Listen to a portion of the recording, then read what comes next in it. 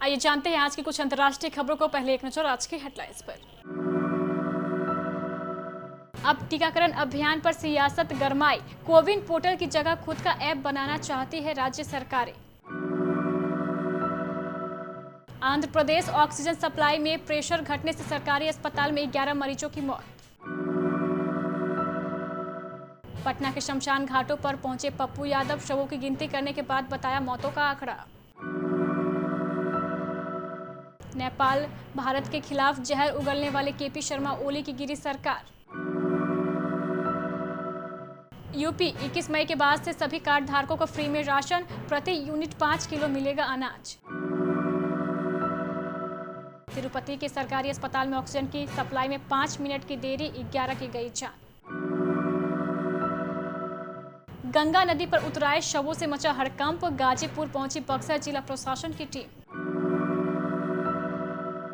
Israel फिलिस्तीन संघर्ष, Hamas ने यरूशलेम पर 7 रॉकेट दागे, जवाब में इजराइल की एयर स्ट्राइक, 20 लोगों की मौत। सोने के दाम में तेजी, चांदी भी हुई काफी महंगी। सलमान खान की बहन अर्पिता को हुआ कोरोना, एक्टर ने खुद किया कंफर्म।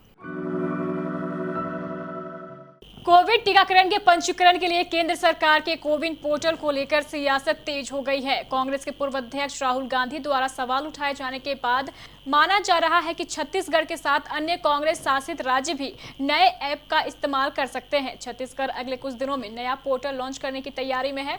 सूत्रों ने कहा है कि दरअसल विपक्ष के कुछ राज्य वैक्सीन के लिए केंद्र की प्रचार नीति से असहज हैं। वैक्सीन प्रमाण पत्र पर प्रधानमंत्री की फोटो को लेकर दबी जुबान में सवाल उठाए जा रहे हैं।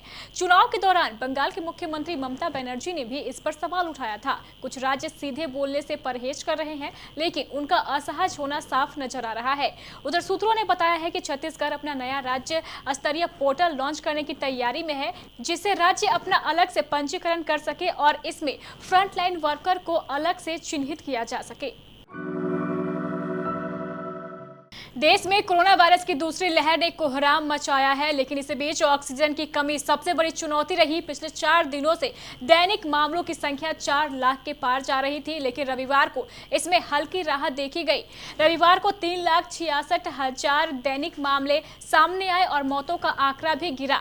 वहीं आज इजराइल से ऑक्सीजन कंसंट्रेटर और वेंटिलेटर भारत पहुंचे। इधर तमिलनाडु में 2 हफ्ते के लिए संपूर्ण लॉकडाउन लगा दिया गया है, ताकि कोरोना पर जीत हासिल की जा सके और कोरोना के चैन को तोड़ा जा सके। बिहार में कोरोना का कहर जारी है। प्रदेश का मौसम भी पिछले 2 दिनों से करवट ले चुका है। गर्मी से लोगों को राहत मिल रही है, लेकिन इस बीच सूबे का सियासी तापमान गर्मा गया है। एक तरफ जहां सरकारी आंकड़ों में कोरोना संक्रमण की रफ्तार को धीरे धीरे अब घटता हुआ बताया जा रहा है। रविवार को सूबे में कुल 11,259 कोरोना पॉजिटिव पाए गए, तो कुल 67 कोरोना मरीजों की मौत हो गई। इसी बीच राजद नेता तेजस्वी यादव और जाप अध्यक्ष पप्पू यादव ने सरकारी आंकड़ों पर सवाल खड़े किए हैं। सरकारी आंकड़ों के अनुसार राजधानी पटना सहित बिहार में अब कोरोना के मामले घटने लगे हैं। लॉकडाउन के बीच 5 दिनों बाद रविवार को नए कोरोना की संख्या 12,000 के नीचे आ गई। वहीं 13,364 लोगों ने इस बीमारी पर जीत हासिल की। राजधानी पटना में रविवार को कुल 26 मरीजों की मौत हो गई, जबकि पूरे बिहार में 67 कोरोना मरीजों ने अपनी जान गंवाई। नेपाल के प्रधानमंत्री केपी शर्मा ओली सोमवार को प्रतिनिधि सभा में पेश विश्वास प्रस्ताव हार गए।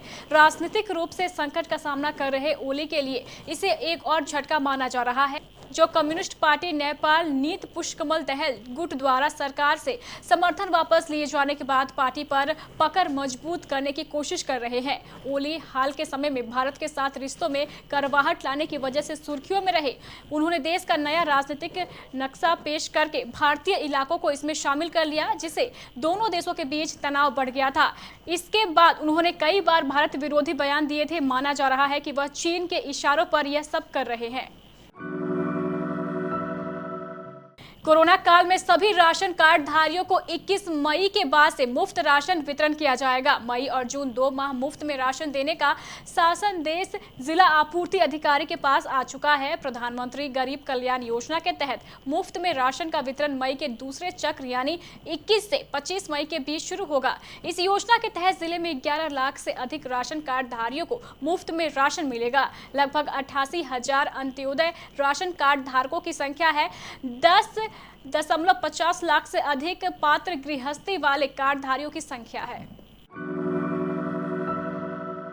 आंध्र प्रदेश के तिरुपति में एक सरकारी अस्पताल में भर्ती कोरोना के 11 मरीजों की मौत हो गई। बताया जा रहा है कि सभी की मौत ऑक्सीजन की कमी के चलते हुई है। ऑक्सीजन की सप्लाई में सिर्फ 5 मिनट की देरी हुई थी, जिस दौरान वहां भर्ती 11 मरीजों की जान चली गई। वहीं मुख्यमंत्री ने घटना पर दुख व्यक्त किया है। चित्तूर के जिला कलेक्टर एम हरि नारायण के मुताबिक यह घटना तिरुपति के रुइया अस्पताल की है। इसे कोविड अस्पताल घोषित किया गया है। उनके मुताबिक सभी मरीज आईसीयू वार्ड में भर्ती थे। अचानक ऑक्सीजन की कमी के चलते 11 मरीजों की जान चली गई। उन्होंने बताया है कि ऑक्सीजन खत्म होने पर सिलेंडर दोबारा भरने में 5 मिनट का अंतराल था।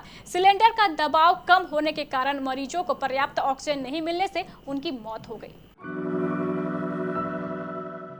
बिहार के बक्सर चौसा के महदेवा घाट पर दर्जनों शव नदी में पानी के ऊपर उतरते हुए दिखाई देने के बाद हड़कंप मच गया। इसे लेकर दिन भर हंगामा चलता रहा। पहले जिला प्रशासन ने पल्ला झाड़ते हुए कहा है कि 5 से 7 दिन पुराने शव है, ऐसे में हो सकता है कि उत्तर प्रदेश से बहकर यहां आ गए।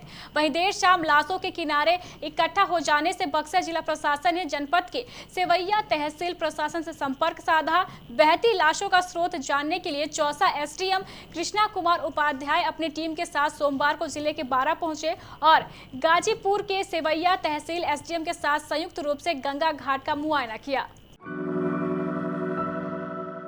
इजराइल और फिलिस्तीन की झड़प सोमवार देर रात खूनी संघर्ष में बदल गई। फिलिस्तीन के संगठन हमास ने अपने कब्जे वाले इलाके गाजा पट्टी से इजराइल के यशरूलम पर 7 रॉकेट दागे। इसमें इजराइल का सिर्फ एक सैनिक मामूली तौर पर घायल हुआ। बाकी रॉकेट इजराइल के डिफेंस सिस्टम ने बीच में रोक दिया। इसके बाद इजराइल ने जवाबी कार्रवाई की और महज 10 मिनट में गाजी पट्टी के कई इलाके तबाह कर दिए। हमास का दावा है कि इजराइल की एयर स्ट्राइक में उसके 20 सदस्यों की मौत हो गई है, जबकि 170 से ज्यादा घायल हैं। राष्ट्रीय राजधानी में सोने एवं चांदी के हाजिर भाव में सोमवार को बढ़ोतरी दर्ज की गई। एचडीएफसी सिक्योरिटीज के मुताबिक सप्ताह के पहले कारोबारी सत्र में सोने के भाव में 189 रुपए प्रति 10 ग्राम की बढ़ोतरी दर्ज की गई है। इससे शहर में सोने का भाव 47,452 रुपए प्रति 10 ग्राम पर पहुंच गया। इससे पिछले सत्र में 10 ग्राम सोने का रेट 47,273 रुपए पर रहा था।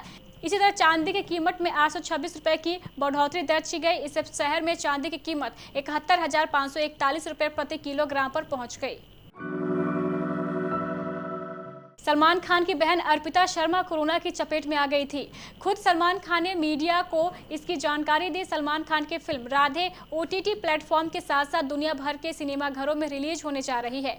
ऐसे में एक सेमिनार में प्रिंट और डिजिटल मीडिया से फिल्म की रिलीज को लेकर बातचीत के दौरान सलमान खान ने एक सवाल के जवाब में खुद की बात की और उनकी बहन अर्पिता और एक कजिन सिस्टर कोरोना वायरस की चपेट में आ गई है, यह बात बताई। सलमान खान ने अपनी बहनों की कोरोना होने की जानकारी देते हुए कहा है कि वो पहले दूर के लोगों को कोरोना होने की बात सुनते थे और पिछले साल उनके 2 ड्राइवर को भी कोरोना हो गया था। सलमान ने आगे कहा है कि मगर कोरोना की दूसरी लहर पहले से भी ज्यादा खतरनाक है और अब कोरोना जैसे हर घर में घुस गया है।